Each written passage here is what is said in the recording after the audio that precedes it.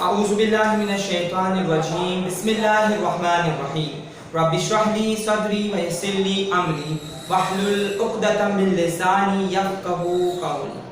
This is Zahid Ali in front of you and saying Assalamu alaikum to you all. Well, today we are discussing about again topic matrices exercise 7.2 and you all are requested to please pay attention on the board.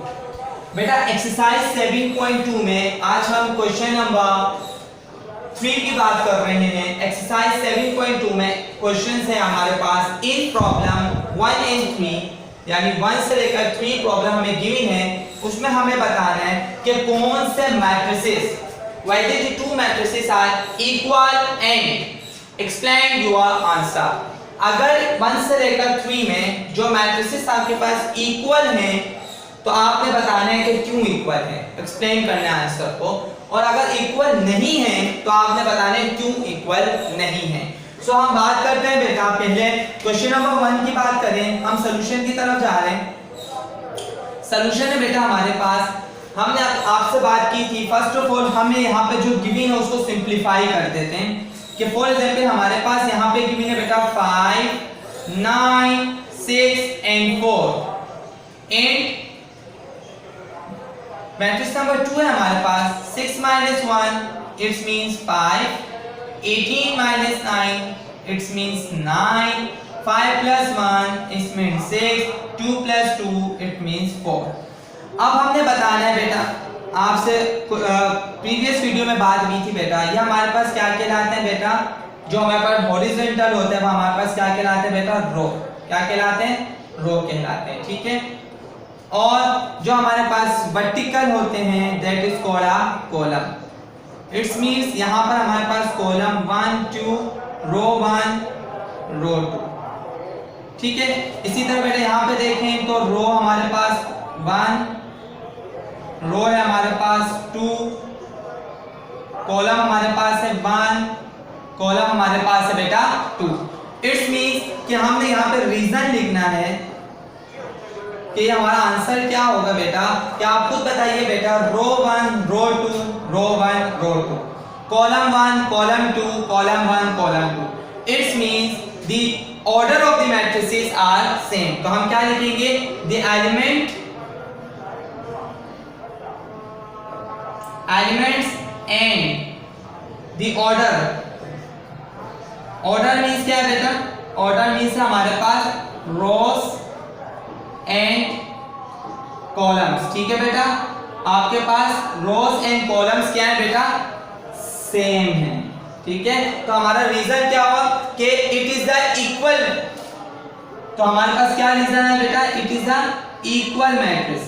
Equal matrix क्यों है बेटा because the elements sorry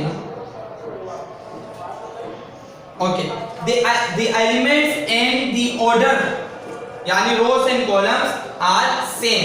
यानी आपने कहा कि हमारे पास रोज and columns यहां पर सेम है that's why it is called a equal matrix. तो हमने इसको क्या नाम दे दिया इक्वल मैट्रिसेस का नाम दे दिया. तो हम इसके रीजन में क्या लिखेंगे the elements and the order of the matrices are same. Order से क्या मुराद है यहाँ पे रोज एंड कॉलम आपके पास क्या है बेटा सेम है. बिल्कुल इसी तरह इसको सिंप्लीफाई कीजिएगा बेटा. 3 minus 0 3 2 plus 5 5 2 plus 5 plus 2 7. अब आप रोज एंड कॉलम्स को देखिएगा. अगर number of the rows and number of the columns same आ रहे हैं एक जैसे आ रहे हैं इक्वल आ रहे हैं तो आपने रीजन में लिखना है इट इज इक्वल. अगर इक्वल नहीं आ रहे हैं तो आपने रीजन में लिखना है it is not a equal. ये ऐसा होमवर्क आपने बेटा सॉल्व करना है. ठीक है. अब आ जाइए पार्ट 3 में जिस पे हमारे पास पहले हमने सॉल्यूशन की तरफ जाएंगे. सिंप्लीफाई कर लेते हैं. 5 plus 2 7 13 19 7 minus 1 6. दूसरी मैट्रिक्स से देख लेते हैं इनके बाद वाली में 7 9 plus 10 19 11 plus 2 13 and 6. अब आपने देखना है बेटा आपके पास रोज क्या है 1 यहाँ पे भी रोज क्या है कॉलम आपके पास यहाँ पे आ गया,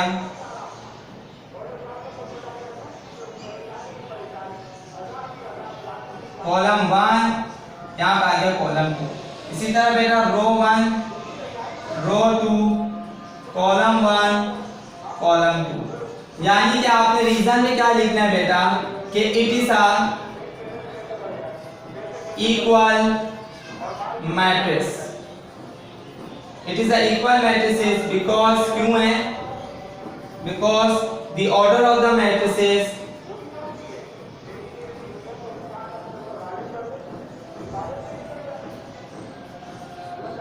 and the elements of the matrices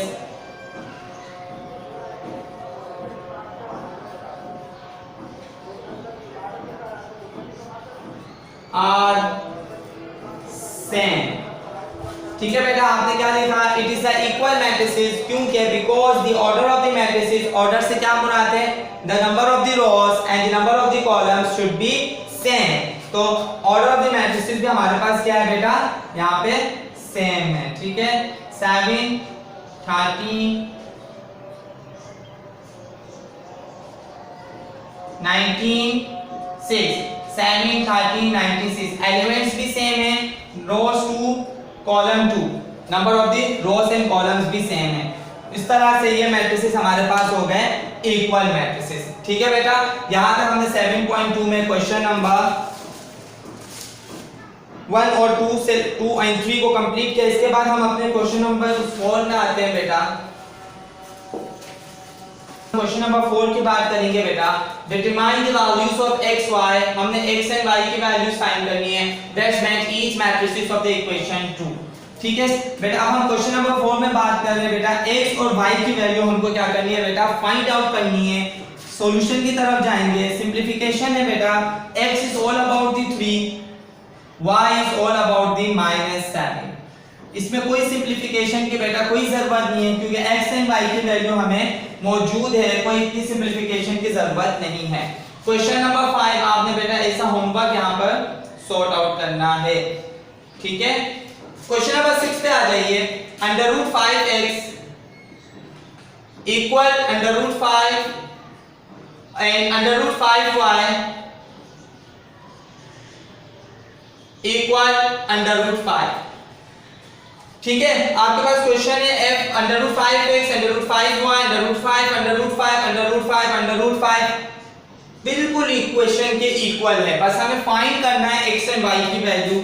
यहाँ पे ध्यान से देखिएगा बेटा, यहाँ पर ये मल्टीप्लाई हो रहे हैं आपस में, इस फॉर्म में जाकर √5 ये वाला यहाँ पे मल्टीप्लाई हो रहा है, नीचे जाके क्या हो जाएगा बेटा, डिवाइड की फॉर्म में आ जाएगा। इस तरह x की वैल्यू हमारे पास आ गई बेटा 1, 5 1 5 5 1 5। यहाँ पे देखिए बेटा बिल्कुल इक्वेशन सेम है, y के साथ √5 मल्टीप्लाई हो रहा है, हमें y की वैल्यू मालूम करनी है। हमने इसको लेफ्ट हैंड साइड पे कर लिया, √5 या √5 यहाँ पर मल्टीप्लाई हो रहा था बेटा, रिवर्स होकर हमारे पास यहाँ पे डिवाइड की फॉर्म में चला गया। इस तरह हमारे पास यहाँ पे आ गया 1 आंसर। तो x is equal to 1 and y is equal to 1।